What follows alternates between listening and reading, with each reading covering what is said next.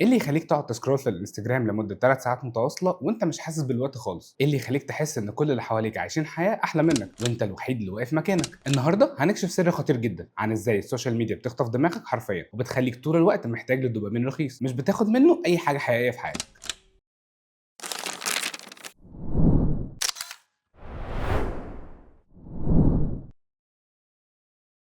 السلام عليكم، مساء الخير ويا رب دايما تكونوا بخير. انا حسن نجار وخلينا النهارده نتكلم على السوشيال ميديا. نبدا مع سيف كان مره بيقول لي والله انا حاسس اني مش عارف اعمل اي حاجه مفيده في حياتي. قلت له هو ايه اللي حصل؟ قال لي انا دلوقتي كل يوم بفتح الموبايل عشان اشوف ايه الجديد، اشوف زمايل الكليه بتوع زمان بيسافروا فين، مين اشترى عربيه جديده، مين خطب ومين اتجوز، مين فتح مشروع جديد، وانا قاعد اقارن نفسي بكل واحد فيهم. سيف ده دكتور اسنان ناجح وعيادته شغاله بشكل كويس جدا، بس بقى عايش في دوامه مقارنات مستمره مع اللي بيشوفهم على الفيسبوك والانستجرام طول الوقت. قال لي بقيت قاعد اتفرج على حياه الناس بدل ما اعيش حياتي انا. وده مش بس كلام سيف، ده كلام ملايين الشباب دلوقتي. تعرف ايه اللي بيحصل في دماغك لما تفتح انستجرام او تيك توك؟ في حاجه اسمها الفومو او الفير اوف ميسنج اوت، يعني الخوف من انك تفوت حاجه مهمه. دماغك بيفتكر ان كل اللي بتشوفه على السوشيال ميديا ده هو اللي بيحصل لكل الناس كل يوم، في حين ان الحقيقه ان الناس بتنشر اللحظات الحلوه والمثاليه بس في حياتهم. تعال بقى اقول لك حاجه مهمه قوي. في دراسه عملوها في ماليزيا مع 353 طالب في مرحله الثانويه عشان يقيسوا جوده النوم ومستويات القلق والاكتئاب والوقت اللي بيقضوه على الشاشات. المفاجاه ان نتائج الدراسه دي وضحت حاجه مهمه، ان وقت الشاشه العالي مرتبط مباشره بزياده القلق وزياده الاكتئاب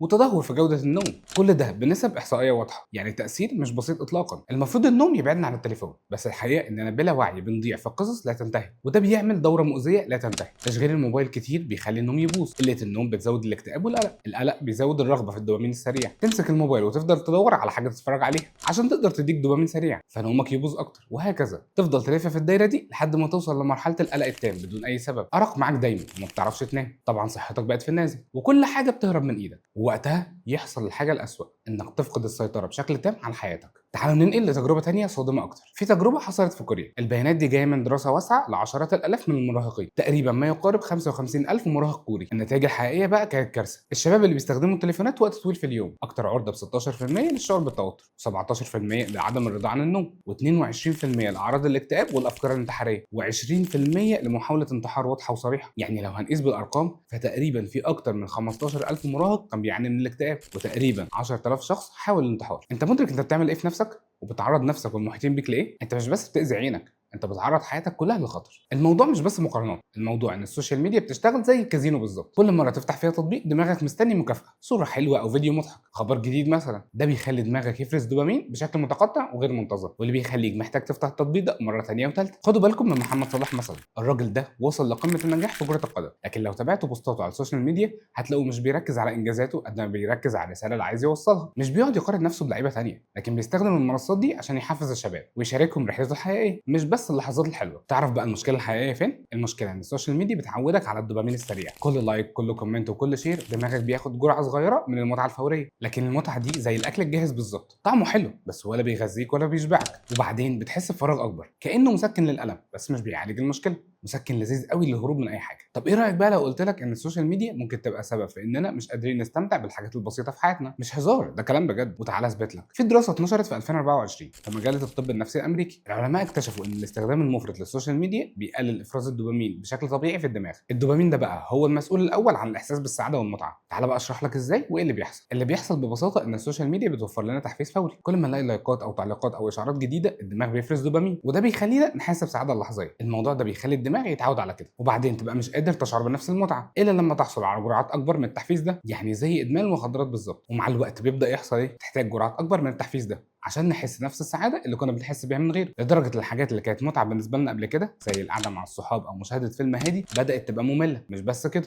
لان دماغنا مش قادر يستمتع بالحاجات البسيطه بدون الجرعه الفوريه دي. في ناس كتير دلوقتي بيشعروا بالفراغ ده وكأن الحياه مش ممتعه زي الاول، بتلاقوا نفسكم متضايقين مش قادرين تركزوا او تفرحوا بحاجه حقيقيه، وده مش بسبب الحياه نفسها، ده بسبب ادمان التحفيز الفوري اللي السوشيال ميديا بتقدمه. انت مش لوحدك في ده، معظمنا عايشين في حلقه مفرغه، نفتح السوشيال ميديا نلاقي لايكات نبدا نحس بالسعاده لفتره قصيره وبعد كده نرجع ندور على دوبامين اكتر، وكل ده بيأثر على صحتنا النفسيه، يسبب قلق وتوتر وبنسبه كبيره ممكن يوصل لاكتئاب، وفي بعض الاحيان ممكن نوصل لمرحله اننا مش قادرين نستمتع باللحظات العاديه في حياتنا. لكن في حاجه مهمه هنا احنا لازم نعرفها، الحاجات البسيطه في الحياه زي اللقاء مع الصحاب او قعده هاديه مع نفسك او حتى المشي في الشارع تحت الشمس، دي كلها حاجات ممكن ترجع تديك نفس الشعور بالمتعه، بس لو عرفنا نعيد توازن دماغنا ونقلل من تحفيز السوشيال ميديا. الرساله واضحه، خلي عندك توازن. السوشيال ميديا مش حاجه غلط، لكن لو استخدمتها بشكل مفرط ممكن تضر بصحتك النفسيه. خد فتره بعيد عن السوشيال ميديا، حاول تستمتع باللحظات الصغيره وقيم اللحظات الحقيقيه في حياتك. خلي بالك من نفسك، فانت مش لوحدك، احنا كلنا بنواجه نفس التحدي ده. المهم اننا نقدر نلاقي التوازن اللي يخلي حياتنا افضل مش اسرع. المشكله الثانيه ويمكن الاهم والاصعب هي المقارنه. لما بتقارن نفسك باللي بتشوفه على السوشيال ميديا، انت بتقارن حياتك الحقيقيه بكل تفاصيلها الصعبه والعاديه بلحظات مختاره بعنايه من حياه الناس التانيه. ده زي انك تقارن فيلم وثائقي بفيلم هوليوود، مفيش وجه مقارنه خالص. سيف حكى لي انه كان يقعد يشوف زمايله بيسافروا ويروحوا مطاعم فخمه كل يوم، وهو مش عارف ان الواحد فيهم ممكن يعمل كده مره واحده بس في الشهر، لكن بينشرها كانها نمط حياته اليوميه. النتيجه ان سيف بقى حاسس ان حياته ممله ومش كفايه، رغم ان عنده انجازات حقيقيه ومستقبل مضمون. طب المفروض نعمل ايه بقى؟ تعال نكمل مع سيف. قعدنا نتكلم عن ازاي ممكن يتعامل مع الموضوع ده. قلت له يا سيف، انت عارف ان معظم اللي بتشوفه مش حقيقي؟ قال لي عارف، بس برضه مش قادر امنع نفسي من المقارنه. هنا بدانا نشتغل على فهم نقطه مهمه جدا. السوشيال ميديا مصممه انها تخليك تقارن نفسك بالناس التانيه. الخوارزميات اللي بتشتغل في السوشيال ميديا بتختار لك المحتوى اللي يخليك تفضل مشدود للتطبيق اطول وقت ممكن، حتى لو ده على حساب سعادتك وراحتك النفسيه. الشركات اللي ورا التطبيقات دي عندها فرق كامله من علماء النفس وخبراء السلوك البشري، شغالين 24 ساعه عشان يخلوك مدمن على منتجاتهم، مش عشان يخربوا حياتك، لكن عشان وقتك وانتباهك ده هو منتجهم اللي بيبيعوه للمعلنين. فلو حسيت انك مش قادر تبطل تقارن نفسك بالناس، ما تزعلش من نفسك، انت مش ضعيف، انت بتواجه نظام مصمم بعنايه علشان يستغل نقاط الضعف الطبيعيه في العقل البشري. تعال بقى نروح لداليا. داليا لما جت تحكي لي عن مشكلتها مع السوشيال ميديا قالت لي حاجه مهمه جدا. انا كنت بفتح الانستا كل ما احس بملل او فراغ، وكنت افضل اسكرول لحد ما احس اني ضيعت وقتي وضغطي على الفاضي. داليا مهندسه ديكور موهوبه جدا، لكن كانت بتقضي من 3 ل 4 ساعات يوميا تتفرج على شغل مصممين تانيين، وبتحس ان شغلها مش كفايه. الحل اللي جربته مع داليا ما كانش انها تقفل حساباتها خالص، ده مستحيل في شغلها، لكن عملنا حاجه ذكيه اسمها القائمه البيضاء. بدل ما تخش على انستا وتخلي الخوارزميه تختار لها هتشوف ايه، بدات تدخل بس على حسابات معينه هي محددها من قبل كده، حسابات مفيده لشغلها وناس مهمه بجد، مش بس بتعرض نتائج نهائيه لكن بتشارك رحله التعلم والفشل والنجاح. داليا قالت لي بقيت ادخل على الحسابات دي 15 دقيقه بس كل يوم، اخد اللي محتاجاه واخرج فورا. النتيجه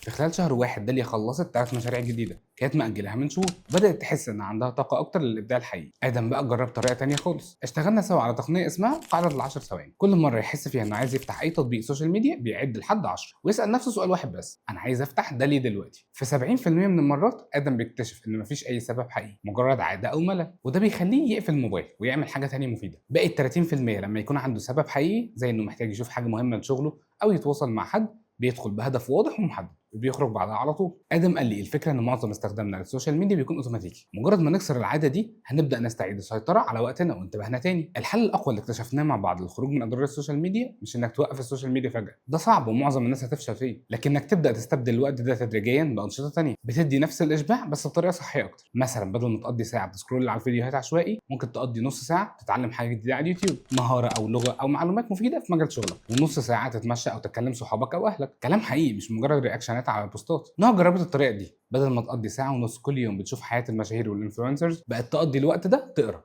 او تسمع بودكاست او حتى تتعلم. النتيجه انها في خلال 3 شهور بس حست ان عندها معلومات اكتر وافكار اوضح وثقه اكبر في قراراتها. واحد من اهم الحلول اللي شفتها بتشتغل فعلا هي انك تعيد تصميم اللي بتشوفه بوعي. اغلب الناس ما عندهاش فكره انك ممكن تتحكم في نوع المحتوى اللي بيوصل لك، بدل ما تخلي الخوارزميه هي اللي تقرر عنك، انت اللي تقرر ايه اللي تشوفه. الطريقه دي بقى بتشمل اولا الغاء متابعه اي حساب يخليك تحس بالسوء تجاه نفسك او حياتك، حتى لو كان صاحبك او حد قريبك، دي مش انانيه، دي حمايه لصحتك النفسيه. ثانيا متابعه حسابات تعليميه وملهمه بجد، مش بس اللي بتبيع احلام وهمه، لكن اللي بتشارك رحله التعلم الحقيقيه والصراع والنجاح بصدق. ثالثا استخدام خاصيه مش مهتم او اخفاء لاي محتوى بيركز على المقارنات او الاستهلاك المفرط او نمط الحياه اللي مش واقعي. انتوا عارفين خالد الصاوي ممثل مشهور وكمان انسان عنده فلسفه في الحياه، فمره كان بيحكي عن تجربته مع السوشيال ميديا وقال حاجه لذيذه جدا. لو كنتوا بتتابعوا على السوشيال ميديا اكيد لاحظتوا انه مش دايما بيدخل في السوشيال ميديا زي اي حد تاني، هو زينا كلنا كان بيشوف التعليقات السلبيه وبيحس ان كل ما يقارن نفسه بالناس التانيه بيبدا يشعر بالاحباط. لكن خالد الصاوي قال ايه بقى؟ السوشيال ميديا مش مكان للهروب من الواقع ولا وسيله للتسليه، دي اداه. عارفين يعني ايه؟ يعني بطل يشوف السوشيال ميديا كانها مجرد مكان انه يقضي وقت في الهواء، بدل ما يضيع وقته في الجري ورا الترندات واللايكات قرر انه يحدد وقت معين بس للتفاعل مع الجمهور، وده كان له تاثير كبير قوي على حالته النفسيه. وهنا بقى الدرس الحقيقي، لما كان بيخش السوشيال ميديا كان بيخش بهدف واضح،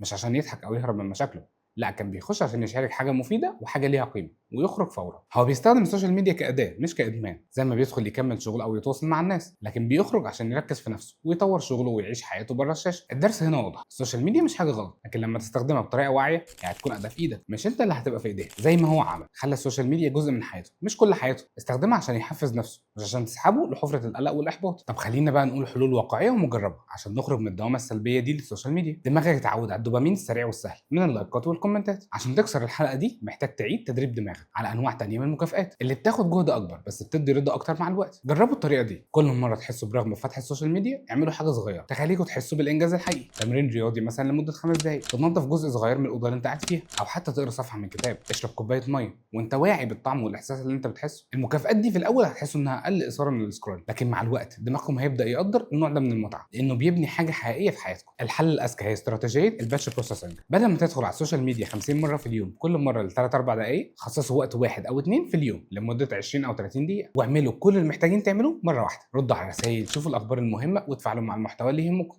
وخلاص على كده. الطريقه دي بتخلي عندكم سيطره اكبر على الوقت والانتباه، وبتمنع الانجذاب العشوائي اللي بيضيع الساعات من غير ما تحسوا. سيف جرب الطريقه دي وقال لي اول اسبوع كان صعب جدا، لكن بعدين قدرت تاني افكر من غير مقاطعات مستمره، رجعت اقدر اقرا كتاب كامل من غير ما احس بملل او رغبه في اني اشيك على الموبايل كل دقيقتين. انتوا كمان تقدروا تعملوا ده، وفي تطبيقات ممكن تساعدكم في ده جدا. في كذا تطبيق هيساعدكم تقفلوا تطبيقات تانية لمده معينه، ولما تعمل الحلول دي هتقابلك بقى مشكله تانية، هيبقى عندك وقت جديد بدا يظهر وهتبقى فاضي فيه، وده احنا هنعالجه بطريقتين. اولا انك تعمل لنفسك روتين بعيد عن السوشيال ميديا. هو انت بتبدا يومك ازاي؟ لو اول ما تصحى من النوم تمسك الموبايل تدور على مين عمل لك لايك او مين كتب لك كومنت، اعرف ان اليوم ده انت هتبقى اسير للسوشيال ميديا والتشتت.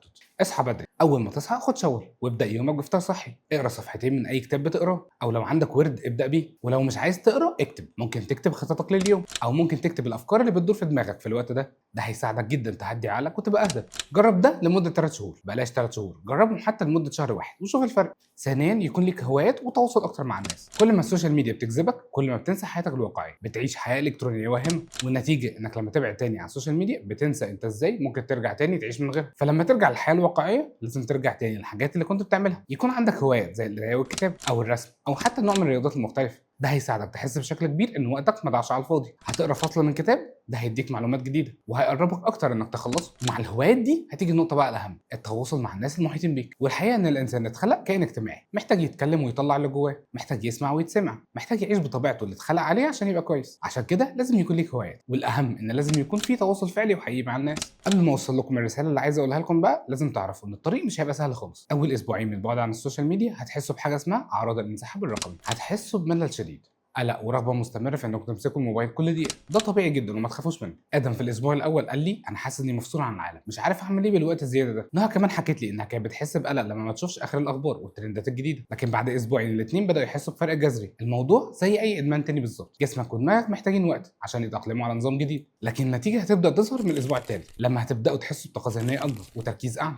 وقدره على الاستمتاع بالحاجات البسيطه في الحياه من تاني. تخيلوا معايا الصوره دي، انتوا صاحيين الصبح، اول حاجه تعملوها مش انكم تفتحوا الموبايل عشان تشوفوا ايه اللي فاتكم، اول حاجه تعملوها ان انتوا تاخدوا نفس عميق، تفكروا في اليوم اللي قدامكم وايه اللي عايزين تحققوا فيه.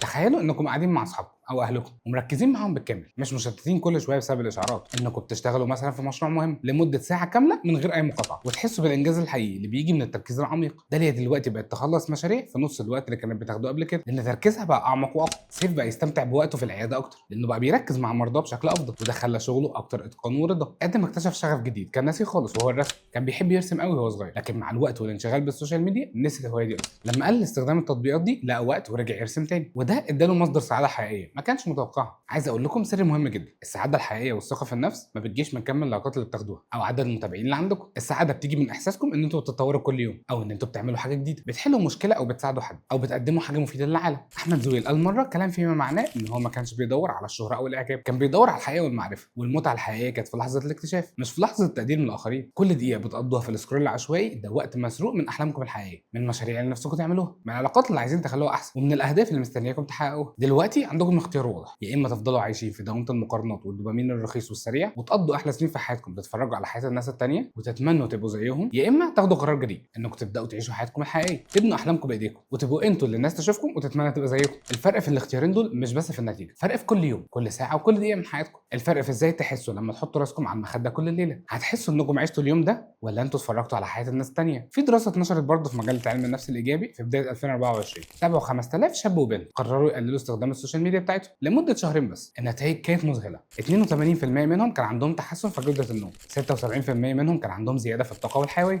68% منهم بداوا مشاريع او هوايات جديده كانوا مأجلينها من فتره طويله جدا، والاهم من كده 91% منهم قالوا انهم حسوا بثقه اكبر في قدرتهم على تحقيق الاهداف، و85% حسوا برضا اكبر عن حياتهم الشخصيه. ده مش كلام نظري، دي ارقام حقيقيه من تجارب ناس زيكم بالظبط. بصوا بقى، انا عايز اقول لكم حاجه كده من القلب، بعيدا عن كل الكلام العلمي والاحصائيات والكلام ده كله. كل واحد فيكم جواه امكانيات مذهله واحلام جميله وقدره رهيبه على انه يخلي ليه بصمه حلوه في الدنيا دي، لكن الامكانيات دي محتاجه وقت، محتاجه انتباه وطاقه ذهنيه وعاطفيه. كل دقيقه تصرفوها في انكم تقارنوا نفسكم بحياه مزيفه على الشاشه دي دقيقه مسروقه من مستقبلكم الحقيقي. كل ساعه تقضوها في السكرول اللانهائي دي ساعه ممكن تستثمروها في انكم تتعلموا مهاره جديده، تصلحوا علاقه مهمه في حياتكم، او تخطوا خطوه واحده صغيره تجاه حلم من احلامكم. انا مش بقول لكم تقفلوا حساباتكم وتعيشوا في كهف، لا خالص. انا بقول لكم تاخدوا زمام الامور في ايديكم، تبقوا انتوا اللي تقرروا امتى وازاي تستخدموا التكنولوجيا دي، مش هي اللي بتتحكم فيكم. صدقوني انتوا اقوى بكتير مما تتخيلوا، قادرين تكسروا اي عاده سيئه وتبنوا اي عاده ايجابيه انتوا عايزينها وتغيروا مسار حياتكم كله لو قررتوا كده بجد. الموضوع مش محتاج معجزه، محتاج بس قرار واضح صادق من جواكم ومثابره صغيره كل يوم. خلاص مفيش وقت للتاجيل تاني، مفيش وقت انكم تقولوا هبدا بكره او حتى هبدا الاسبوع الجاي. ابدا دلوقتي ومن اللحظه دي. حط الموبايل جنبك واقعد مع نفسك كده 5 دقايق بس واسال نفسك،